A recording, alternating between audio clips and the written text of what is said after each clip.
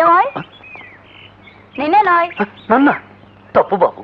నేను మీ అమ్మకు బాబాని అవుతాను, నీకు బాబాయ్ అవుతాను. ఎందుకో నీ ఫేస్ చూస్తుంటే అలా పిలవాలనిపించట్లేదా? పోనీ చక్రధరం గారు అని పిలువు. గారులో వాళ్ళు ఎందుకు గాని నిన్ను చక్రధరం అని పిలుస్తా. ఓయ్ ఓయ్ అని పిలిస్తే ఓయ్ అని పలికే కంటే ఇది 1000 టైమ్స్ బెటర్ గా ఉంది. అలాగే పిలువు బాబు. నీకు జీతం ఎంత ముడుతుందా చక్రధరం? నా వాళ్ళ దగ్గర నాకు జీతం ఎందుకు, తిండి కడిస్తే చాలు కదా. మా మమ్మీని అడిగి నీకు 10,000 ఇప్పిస్తా. ముందు మా నాన్న ఎక్కడ ఉన్నాడో కనుక్కొని అడ్రస్ చెప్తావా? ఏమిటయ్యా ఇలా కొలు పడిపోయావు? హార్ట్ అటాకా? లాంటిది. పాపం తిన్నదరక్క? కాదు, నువ్వు అడిగింది తట్టుకోలేక. ఏ? మీ నాన్న ఒక దుర్మార్గుడు, అమాయకుడైన ఒక ఆడపిల్లను హత్య చేసిన హంతకుడు.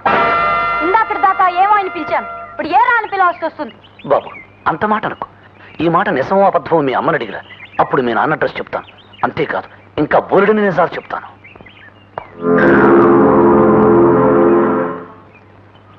అమ్మా. ఏమిటి బాబు? మా నాన్న హంతకుడా? చెప్పమ్మా.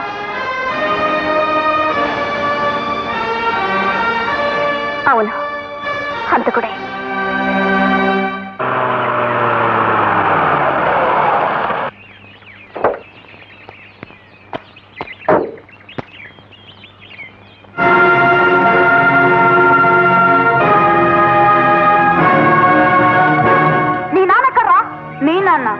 ఆయనకేమవుతారో తెలుసుకునే వచ్చావా?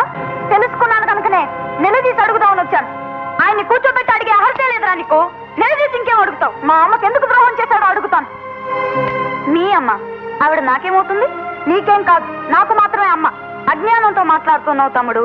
నీ ఒంట్లో నాన్న రక్తం ప్రవహిస్తోంది, నా ఒంట్లో అమ్మ ఆప్యాయత పరుగులు తీస్తోంది. కాకమ్మ కబుర్లు చెప్పకుండా ముందు మీ నాన్న ఎక్కడున్నాడో చెప్పు. కొన్ని ప్రశ్నలు అడగాలి. అడిగే ముందు నీ అర్హత తెలుసుకున్నావా? తెలుసుకునే వచ్చాను. అన్యాయం జరిగిన ఒక తల్లికి బిడ్డగా, అన్యాయం జరిగిన ఆ తల్లే నిన్ను దొంగని చేసిందా? న్యాయం తెలిసిన ఆ తల్లే నా దగ్గర గోల్డ్ మెడల్ కొట్టేసి తాకట్టు పెట్టుకోమందా? మర్యాదగా మాట్లాడు. పెద్దవాళ్ళని చిన్నవాళ్ళు గౌరవించడం భారతదేశంలో మర్యాద. పెద్దవాళ్ళని గౌరవించచ్చు కానీ ఒక హంతకుడు కొడుకుని గౌరవించక్కర్లేదుగా. ప్రమోద్ కొడతావా? నాన్నని హంతకుడు అని ఇంకోసారి అన్నావంటే కొట్టక తప్పదు. అంటాను అంటాను అంటాను. పెద్దరికం అడ్డు రాకపోతే నిన్ను. పెద్దరికం విలువ తెలిసిన వాడవైతే ఇలా ఎందుకు మాట్లాడతావురా? నాన్నేంటో ఆయన గొప్పతనం ఏంటో నీకు తెలియాలంటే ఇంట్లో ఒక 2 రోజులు ఉంటే నీకే తెలుస్తుంది. నాన్న హంతకుడు కాదని, ఆయన దేవుడితో సమానమని, అమ్మ దూరమైనందుకు నలిగిపోతున్న మనిషిని నీకే తెలుస్తుంది. నువ్వు చెప్పింది నిజమే అయితే నేను నీలాగా ఇక్కడ 2 రోజులు ఉంటాను, నువ్వు నాలాగా అక్కడ 2 రోజులు ఉంటే నాన్న మంచితనం నిజంగా ఉంటే నాకు తెలుస్తుంది, అమ్మ పడే క్షోభ నీకు తెలుస్తుంది. ఛాలెంజ్. 48 గంటలు నువ్వు నాకు సారీ చెప్పి మా నాన్న కాదు మన నాన్న అంటావు. ఛాలెంజ్. కొడక, అజీర్తి చేసిన వాళ్ళ అలా కన్ఫ్యూజ్ గా తిరుగుతున్నావేమిట్రా?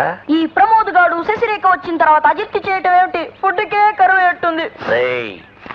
వెంట్రుకేసి కొండలలాగే వండిరా నేను. అంత తేలిగ్గా ఊరుకుంటానా? ఈ ప్రమోద్ గాడిని వాళ్ళ బాబు మీదకి రెచ్చగొట్టాను.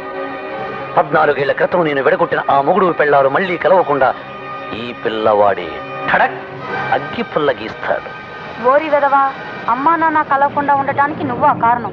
కొడక, ఆడుకో ఈ 100 తీసుకుని. బాబాయ్. ఎంతసేపు అయింది ప్రమోద్ నువ్వు వచ్చి కాదు వస్తున్నాను. అవును, అక్కడ ఏం జరిగిందో చెప్పు. మీ నాన్నేమన్నాడో చెప్పు. ఏమన్నాడా? అసలు నేను ఆయన మాట్లాడిస్తేగా దులిపేశాను. ఓ, నేను ఆ సీను చూసి అదృష్టాన్ని నోచుకోలేదు. అది నీ కర్మ. అదే బాబాయ్, నువ్వు చూసుంటే తెగ సంబరపడేవాడివి కదా అని. ఓ, ఏవైతే నన్ను బాబాయ్ అని పిలిచావు, అదే నాకు 10,000. అప్పుడే ఏమైంది బాబాయ్? ముందు ముందు ఇంకా చిత్రాలు చేసి చూపిస్తాను. అమ్మని పలకరించి వస్తాను.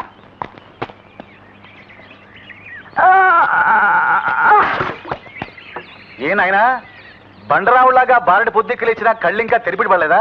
ఏం కూర్చో. వినోద్, చెంప పగల కొడితే పళ్ళు రాలిపోతాయి. ఈడియట్.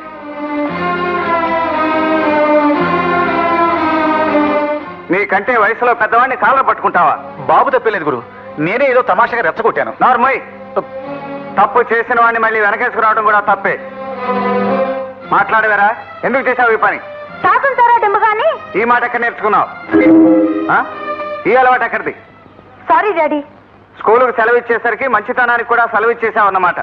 నాతో బయలుదేరు, షర్ట్ దగ్గర తీసుకెళ్తాను.